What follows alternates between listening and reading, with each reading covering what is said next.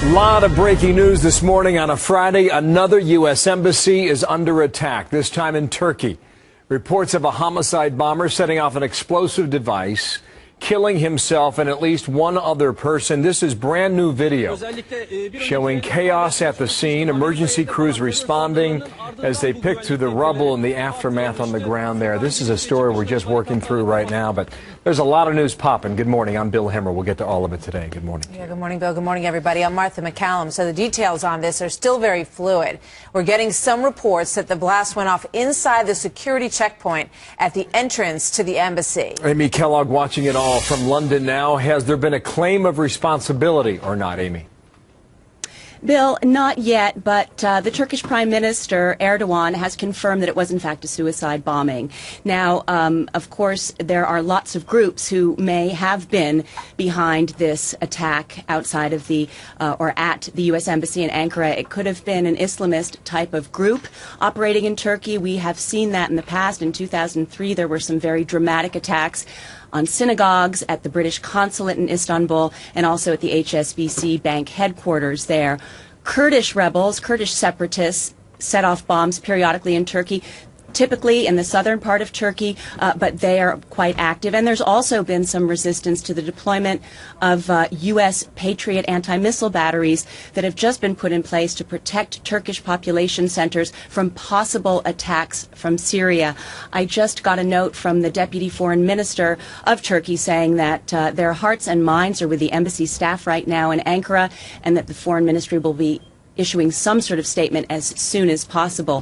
One dead, that suicide bomber, and a Turkish guard at the checkpoint. Are there reports of any threats against the embassy? This is a pretty secure part of the city.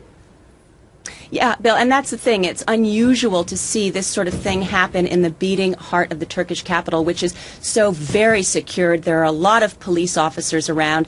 The embassy is very close to the Turkish parliament, so it's not what you would expect here. We don't know that there were any threats, but we do know that Turkey is on the edge these days with the conflict in Syria, right on its border, and so many other things going on, but we did not hear, Bill, of any sort of threats. All right, Amy Kellogg, thank you. Work your sources. We'll be back in touch in London. Here's Martha now with more.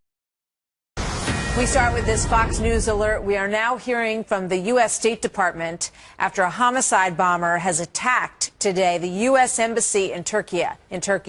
Brand new hour starting now in America's Newsroom. I'm Martha McCallum. And I'm Bill Hemmer. Good morning again. There is one person dead, we can confirm. Another said to be seriously injured. Turkish leaders saying that this might be the work of a leftist group operating inside the country.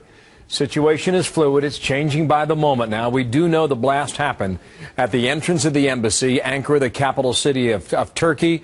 And our national security correspondent, Jennifer Griffin, live at the State Department with more from there. A statement from there a short time ago. What can we confirm, Jennifer? Good morning. Well, good morning, Bill. What we can confirm at this time from U.S. officials and military sources is that two people were killed on the outside perimeter of the embassy. One of them is presumed to be the bomber himself. The other is a Turkish national. All U.S. staff are safe at this time, we're told. The U.S. ambassador to Turkey just spoke and praised the Turkish guards, one of whom appears may have been killed in the explosion.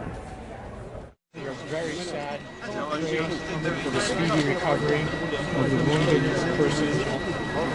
We believe there may be others injured among our guards. The compound is secure. We all feel very safe here.